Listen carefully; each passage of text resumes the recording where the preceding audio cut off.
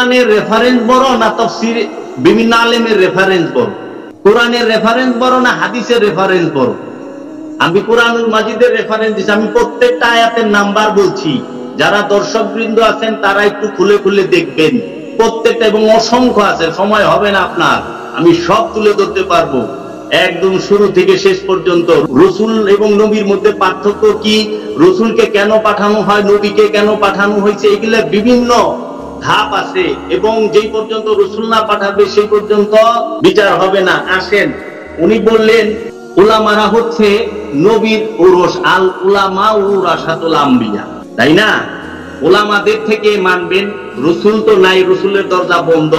ওলামায়ে কেরাম যা বলবেন সে, আমি কোন ওলামায়ে কেরামরে মানুম, কোন তাফসীরটা মানুম, আপনি একটু আমারে কয়ে দিবেন। কারণ ইসলাম ধর্মের মধ্যে 73টা ফেরকা, 73 ফেরকায় 73 পদের আলেম আছে। এখন যারা ওয়াহাবি মতবাদের তারা সুন্নিরে কয় কাফের, সুন্নি মতবাদের যারা তারা কয় ওয়াহাবিরে কাফের, আবার ওয়াহাবি আর সুন্নি শিয়ারা ওই দুনডরে কয় কাফের। এখন তাফসীরও আছে বিভিন্ন মতবাদের, যেরকম এক এক ওয়াহাবি মতবাদের তাফসীর আছে, সুন্নি মতবাদের তাফসীর আছে। ওয়াহাবি মতদর্শী যারা তারা তাফসীর পড়ে তাফসীরে ইবনে কাসির, যারা সুন্নি মতাদর্শের উলামায়ে কেরাম তারা রেফারেন্স দেয় তাফসীরে নাইমি, মুফতি আর আহমদ খান নাইমি। শিয়া যারা তারা তো এই দুইটার একটাও করে না, মানে না, তারা পরে হইলো আল মিজান। যারা দেওবন্দি তারা পরে বাইনুল কোরআন। তো বাইনুল কোরআন যারা, বাইনুল কোরআনের তাফসীর নেন আর ইয়ের তাফসীর নেন আহমদ খান নঈমি, যে তাফসীরে নঈমি দেখবেন বিস্তর ডিফারেন্স। আবার আল মিজান নেন, এই তিনটারে অনেক ডিফারেন্স। আর আমাদের দেশে যতটি কোরআনের অনুবাদ আছে, কোরআনের কোন অনুবাদে কয়টা অনুবাদ হুবহু মিল পাবেন না, একমাত্র শব্দে শব্দে কোরআনের অনুবাদ পাবেন। কালান্দার বাবা জাহাঙ্গীর বা ইমান আল সুরেশ্বরীর আমার মুর্শিদ কেবলা, সে শব্দে শব্দে করছে হুবহু যা আছে তাই, নিজের কোনো ইচ্ছা লাগায় নাই। কারণ অন্য সমস্ত কোরআনের তাফসীর গুলার মধ্যে রূহ আর নফস রে দুইটারে আত্মা বানায় ছেড়ে দিছে। রুহের অনুবাদও করছে আত্মা, নফসের অনুবাদও করছে আত্মা। আমানুর অর্থ করছে মুমিন, মুমিনের অর্থ করছে মুমিন। আবার আমানুর অর্থ মুমিন করে ছেড়ে দিছে মুমিনুর অর্থ আমানু আর মুমিন, আসমান আর জমিন তফাৎ। আমানু আর মুমিন কখনোই এক না, যেরকম রসুল আর নবীর তফাৎ আসমান আর জমিন। আমি প্রথমেই বলছি, রহস্য জগতের কেন্দ্র বিন্দুতে অবস্থান করে নবী। যাহারা এই নবীকে কেন্দ্র করে ফানা হওয়ার জন্য নবীর মধ্যে অনুসরণ করে এবং ফানা হইতে পারে, তাহারাই হচ্ছে রসুল। নবীকে কেন্দ্র করে রসুল সব সময় নবীকে ফলো করে, নবী কখনো রসুলকে ফলো করে না। এর জন্য মহানবী হচ্ছেন সর্বশ্রেষ্ঠ নবী, কারণ সমস্ত নবীগণই প্রথমে রসুল ছিলেন, তারপরে নবী হইছে। কিন্তু মহানবী সর্বপ্রথম নবী, তারপরে রসুল, তারপরে আব্দিহি, তারপরে ওলি।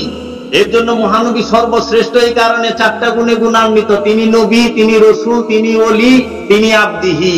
আপনারা যে দরুদ শরীফ পড়েন দেখবেন কোরআন মাজিদ কি বলতেছে, ইয়া আইয়ুহাল্লাযীনা আমানু সাল্লু আলাইহি ওয়া সাল্লিমু তাসলিমা। প্রথমে কি বলতেছে তার আগে, ইন্নাল্লাহা ওয়া মালাইকাতাহু ইউসাল্লুনা আলান নবী। আল্লাহ এবং তার ফেরেশতারা নবীর উপরে দরুদ পড়ে। এখানে রসুল বলে নাই। রসুল কেন বললো না? কারণ রসুল বললে জানে বর্তমান যে মৌলবী সাহেবরা আছে বিভিন্ন ফেরকার, তারা অনেক রকম অনেক কিছু ধরা পারে। এর জন্য রসুলই বলে নাই, নবী বলছে। কারণ নবী বাবা আদমের আগে, কিন্তু রসুল সেটি ক্লিয়ার দিছে কখন? যখন 40 বছর বয়সের পরে সেটি ক্লিয়ার দিছে নবুয়তের। কিন্তু নবী কিন্তু মা আদমের আগে, মহানবী। এখন ভাইজান আমাকে কিছু প্রশ্ন করছে, নবী ও রসুল শরীয়তের পরিভাষা, কিন্তু প্রশ্ন, আমার প্রশ্ন, শরীয়ত আগে আইছে না নবী আগে আইছে? রসুল আগে আইছে না শরীয়ত আগে আইছে? তাহলে নবী আর রসুল শরীয়তের পরিভাষা কেমনে হয়? শরীয়ত আসার অনেক আগে নবী এবং রসুলের আগমন। যখন শরীয়ত ছিল না, আপন ভাই বোনের বিয়ে হইতো, তখনও নবী ছিল, তখনও রসুল ছিল।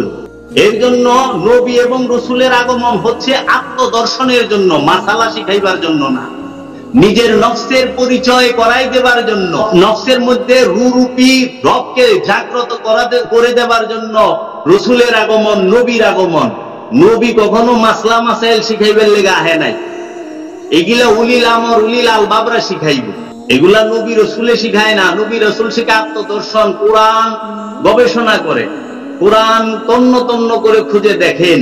সারা কোরআনে এক জায়গায় আমি আপনার কাছে প্রশ্ন রাখলাম, আপনি আমাকে একটু কোরআনের একটা আয়াত দেখাইবেন যে এইখানে আছে খাতামান রসুল কিংবা খাতামান ওলি কিংবা খাতামান আব্দিহি। শুধু আছে খাতামান নবী, নবীর দরজা বন্ধ, নবী আর আসবে না, নবীর দরজা চিরতরে বন্ধ। কিন্তু রেসালাতের দরজা চিরকাল খোলা, কিয়ামত পর্যন্ত খোলা। কেউ মানুষ চাই না, মানুষ কোরআন বলতেছে। আমি হাদিস এবং অন্য কিতাবের রেফারেন্স তখন টানুম যখন কোরআনে থাকবে না। আর রসুলের কথা তো কোরআন দিয়ে বুঝাই। কোরআনে অসংখ্য আয়াত আছে রসুল সম্পর্কে, তা আপনারা কোরআনের একটা রেফারেন্স দিচ্ছেন না, শুধু হুজুর শরীফের রেফারেন্স দিতেছেন। এখন দেখেন, আপনি যে আলেমকে মানেন, আরেকজন তো ওই আলেমকে মানে না। এখন আমাদের দেশের সর্বোচ্চ যে মসজিদের ইমাম, উনাকে কি সবাই মানে? আর উনাকে সবাই না মানলে কি কাফের হবে? না। কিন্তু রসুলকে না মানলে কাফের হবে, নবীকে না মানলে কাফের হবে, কিন্তু কোন আলেমকে না মানলে কাফের হওয়ার কোনো চান্স নাই। কারণ নবী এবং রসুল হচ্ছে কোরআনের নির্দেশ। আমি আপনাকে সময় দিতে পারছি না। আচ্ছা, আমাদের একেবারে 3টা করে টেক শেষ হয়েছে। আমরা একেবারে লাস্ট টেক নিব এবং লাস্ট টেকে অবশ্যই আমি আপনাদের দুজনকেই সময় বাড়িয়ে দিব, আপনারা বেশি সময় বলতে পারবেন। আর প্রোগ্রামের শেষ মুহূর্তে আমার কিছু কোয়েশ্চেন থাকবে আপনাদের কাছে, আমি দর্শকের পক্ষ থেকে আমি সেগুলো আপনাদের কাছ থেকে জানাতে ট্রাই করব।